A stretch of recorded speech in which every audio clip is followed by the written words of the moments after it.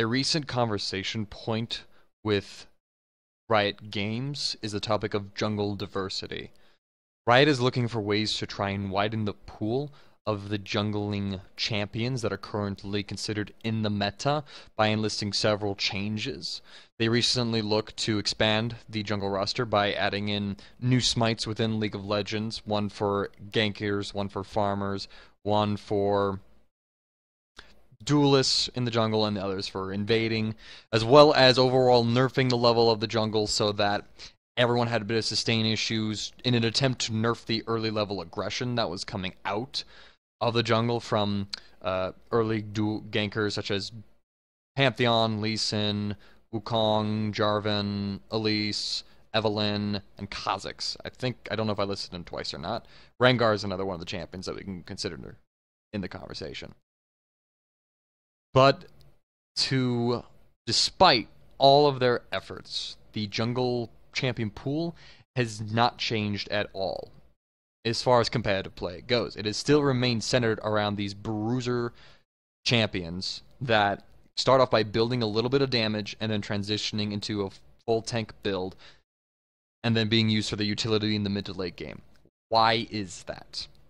Well, this video is accompanying with my article on Gold per 10, and my article goes more in depth with the concepts that I'm going to explain and allude to now. So, the main problem with the jungler diversity issue is, in fact, the professional meta that we see, as well as the state of the jungle and what the jungle needs to be because of the meta. Now, it's probably inaccurate, actually, to refer to the meta, because when we speak of the meta within League of Legends, we think about, oh, what is the OP champions of the month? What are the team compositions that are really strong? What I'm talking about, actually, is more like the strategic utilities and the strategic tools is actually the right word, that professional teams have at their disposal. If you recall, the top lane tank meta that we see now, it came into existence at the start of Season 4.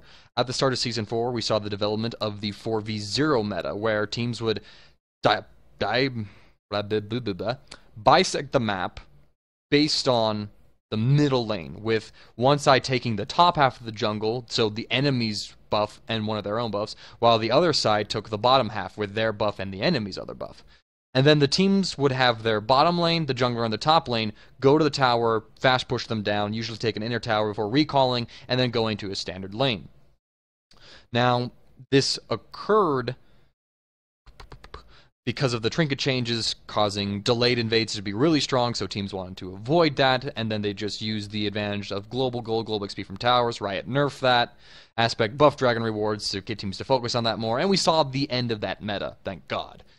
But we saw, though, the establishment of the tank top lanes. This is because this period of time taught teams how to utilize the lane swap, how to play with a lane swap. And so they would use it for what it was originally used for, which was to get out of a bad lane matchup. Did your top laner just get hard countered in lane? Swap lanes, negate that. Is your bottom lane a late game scaling comp that is going to suffer in the laning phase against the enemy team's mid game power spiking comp?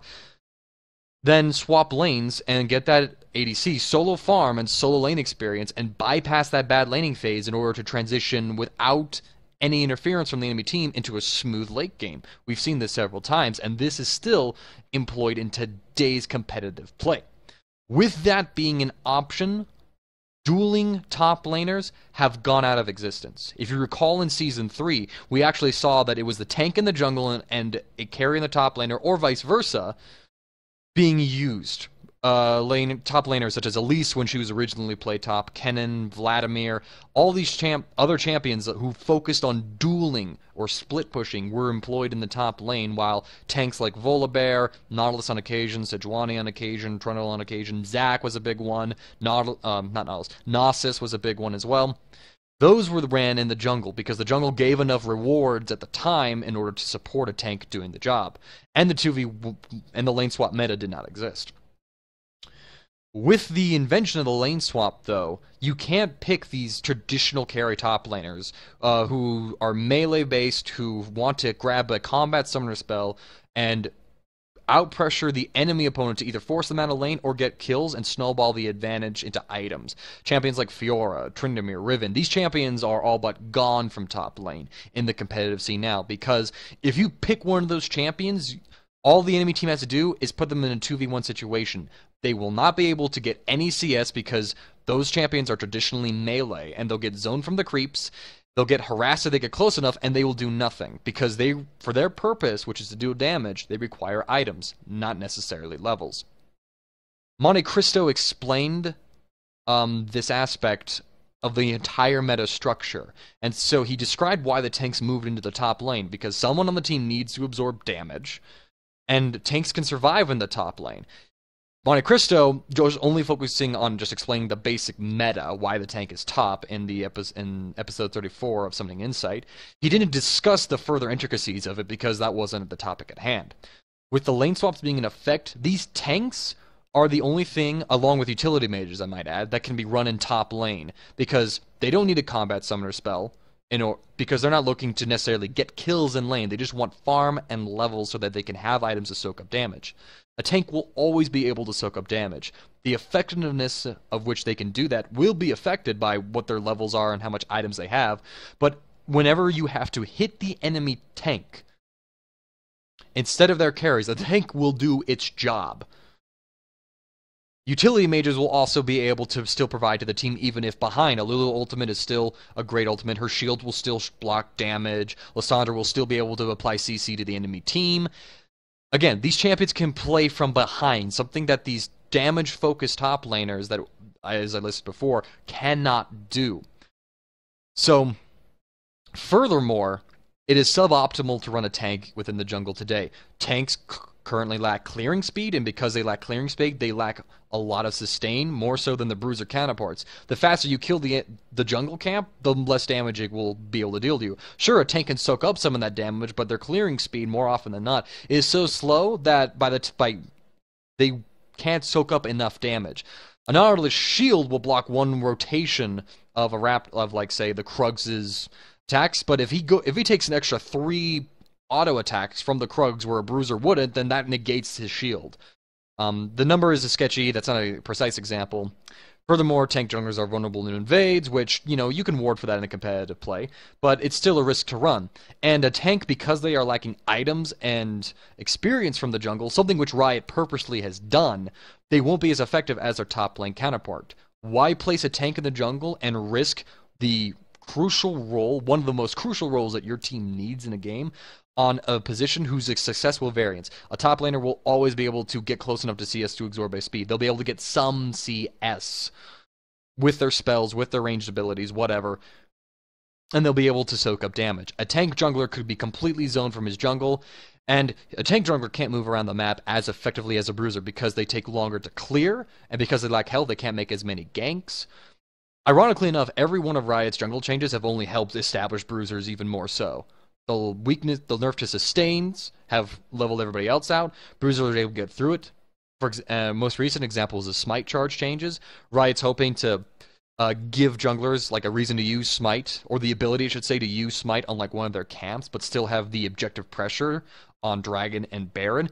But this also helps the bruiser junglers with their gankings, because now they can take Chilling Smite, save a charge to farm, and get the rewards from using smite, which is bonus experience, as well as any buff in the jungle, and then use the other charge for their Chilling Smite active.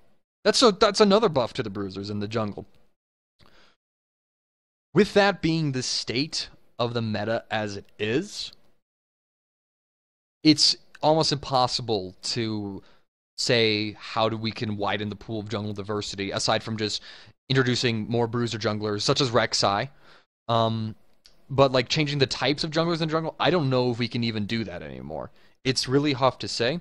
Stonewall's article, his final thoughts on the Season 5 jungle, go into great detail about why tank junglers are suboptimal in comparison to their bruiser counterparts, and he cites everything I've cited here. In fact, I've pulled a lot from it.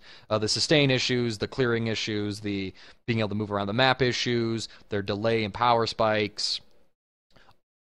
The only way for junglers to for tank junglers, I should say, to come into the meta would be for a universal buff to their damage, because there's no real reason to buff like the duration of their CC. We've seen 3-second CCs being nerfed before. Fiddlesticks's Fear, Rammus's Taunt.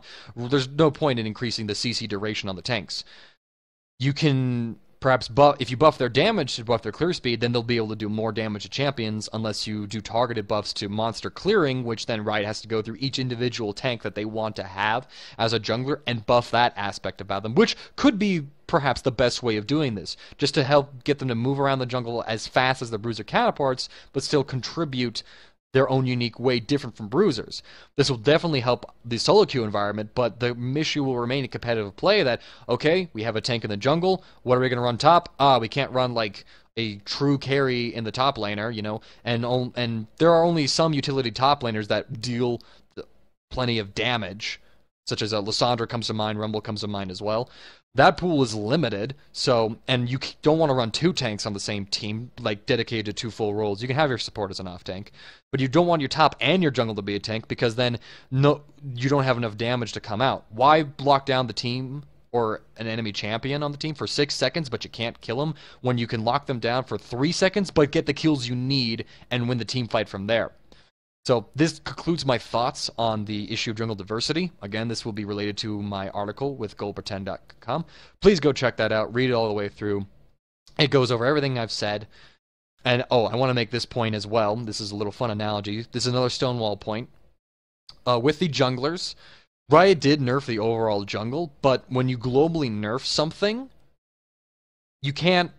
that doesn't fix the champion pool, because everyone's relative power remains the same even if they all go down. So, for example, say Lee Sin scored like 75 and Nautilus has scored 50 in the old jungle, alright? Riot does the jungle changes now. Say Lee Sin gets 50 points in the jungle, but Nautilus only gets 25. Lee Sin is still 25 points ahead of Nautilus. You've changed nothing but the global power of the junglers, and you made it worse for everybody. So, with that concept in mind, we can't just simply go buff the rewards of the jungle, because then with a global leap like that, the same relative power levels are going to remain the same. That concludes my points for real this time. Thank you guys for watching this. Go ahead and read the article. Thank you for your time.